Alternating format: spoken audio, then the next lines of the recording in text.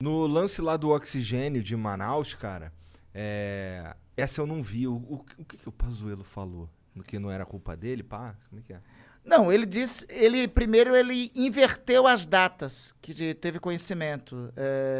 Nós temos informações, dados, que desde o dia 7 de janeiro o Ministério da Saúde sabia que iria colapsar o fornecimento de oxigênio para os manauaras, né? Na verdade, a Secretaria de Saúde do Amazonas já tinha informações da White Martins, que é a fornecedora de oxigênio, desde julho a agosto. E pelo menos, já confirmado, desde o dia 7 de janeiro, o Ministério da Saúde iria. No dia 10 de janeiro, o ministro da Saúde vai até Manaus. No dia 11, ele faz um evento. Para quê? Para comunicar que estava comprando carretas de oxigênio? Não. Para anunciar o Tratkov com hidroxicloroquina para enfrentar a falta de ar das pessoas.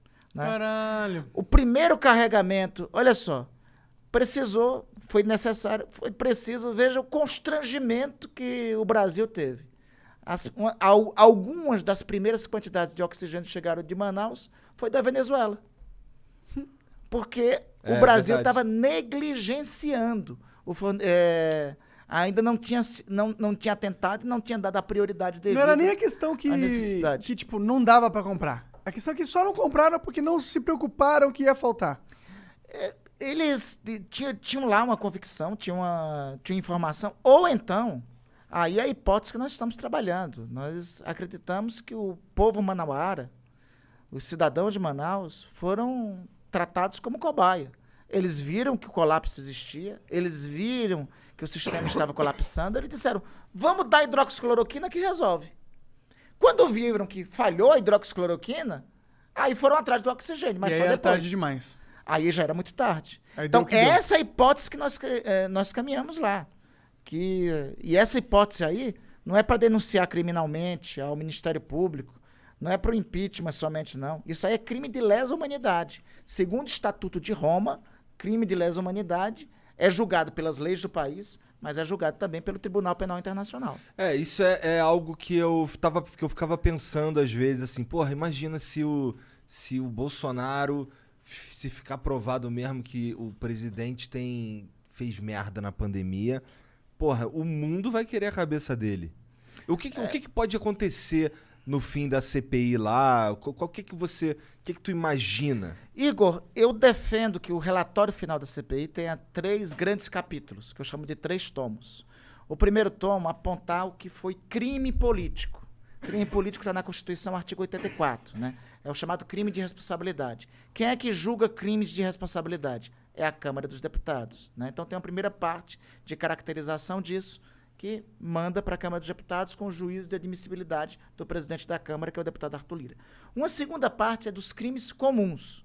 Esses crimes comuns vão para o Ministério Público Federal.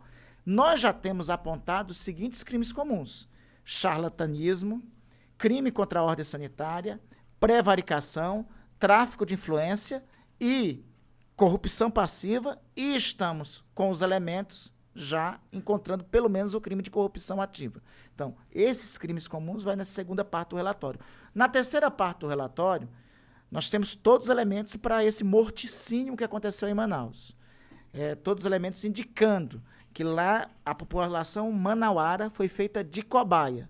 Tendo sido feito de cobaia, então aí é o crime de lesa humanidade, artigo 5º do Tribunal do Estatuto de Roma, do Tribunal Penal Internacional, né? Então, a ideia é apresentar um relatório com esses 3 grandes capítulos, com esses 3 grandes tomos. Aí você pode perguntar, mas aí o PGR não vai tocar, o presidente da Câmara não vai tocar? Bom, primeiro é o seguinte, a lei que rege as CPIs define o seguinte: aquela autoridade que recebeu o relatório da CPI tem 30 dias para dizer qual providência tomou. Se não disser qual providência tomou, ela responde administrativa, civil e criminalmente. Responde em 3 esferas. Então, tem instrumentos legais para também acionar a autoridade que não tomar as providências, né? Segundo, vamos lá que não avance, por exemplo, os crimes de responsabilidade. Mas os crimes comuns, os agentes responsáveis pelos crimes comuns, serão perseguidos pelo menos pelos próximos 15 a 20 anos. Crime charlatanismo, crime contra a ordem sanitária, homicídio culposo, corrupção ativa, não prescreverá, pelo menos nos próximos 5 anos. Entendi. Então, isso que me leva a crer, a acreditar e a lutar para que o relatório final, né, tenha um peso não somente para agora. Independente disso, Monark e Igor, esse serviço que está sendo feito não é um serviço somente para prestar conta como parlamentar, não é um serviço somente para a sociedade ver, é um serviço para a história. Porque, Igor, é o seguinte, acabei de estar falando aqui na preliminar contigo, que eu tenho um netinho, Antônio Gabriel, tem 8 anos. Eu acho que ele tem pouca noção, referência hoje, tem noções assim vagas do que foi a pandemia, né? Mas daqui, quando ele chegar com 20 anos, nos livros de história, vai estar escrita essa tragédia aqui que nós brasileiros vivemos. Ele vai olhar para mim e vai dizer, vovô, o que foi que o senhor fez e de que lado o senhor estava?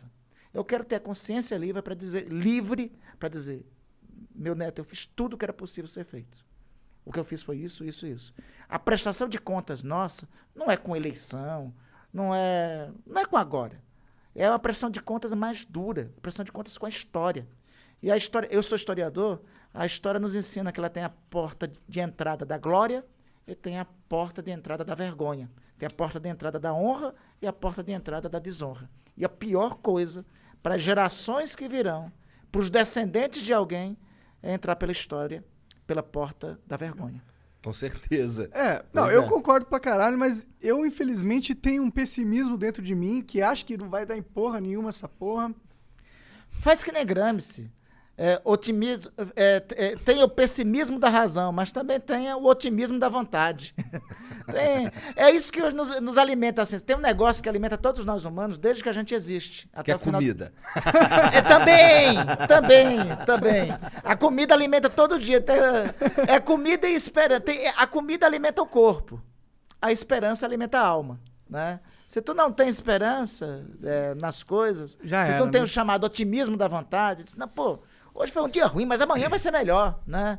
Pô, hoje a pizza veio ruim, essa parece que tá boa, né? Mas boa, amanhã, mas amanhã vem uma pizza melhor, vou escolher de outra. Então, a esperança é isso, é que faz a gente caminhar, né? A gente seguir em frente. Tá, tu diria, e assim, sem querer dizer nada, mas você imagina que vai sair muita gente aí incriminada da CPI? Eu acho que vai. Hoje eu tenho elementos para dizer que tem muita gente. Eu até recomendo alguns que vão depor lá. Eu vejo que alguns vão lá no depoimento e tentam proteger alguém que está acima, né? Tentam proteger outro. Eu olho para o cidadão ou para a cidadã que está depondo e disse, por exemplo, tem uma cidadã, uma jovem muito competente, inclusive, que é dessa empresa, da Precisa. E ela foi depor na CPI e eu disse para ela, minha filha, tente colaborar, porque aqueles que nesse momento aqui, aqueles que você está protegendo, no momento final, vão lhe abandonar. Vai acabar sobrando só para você.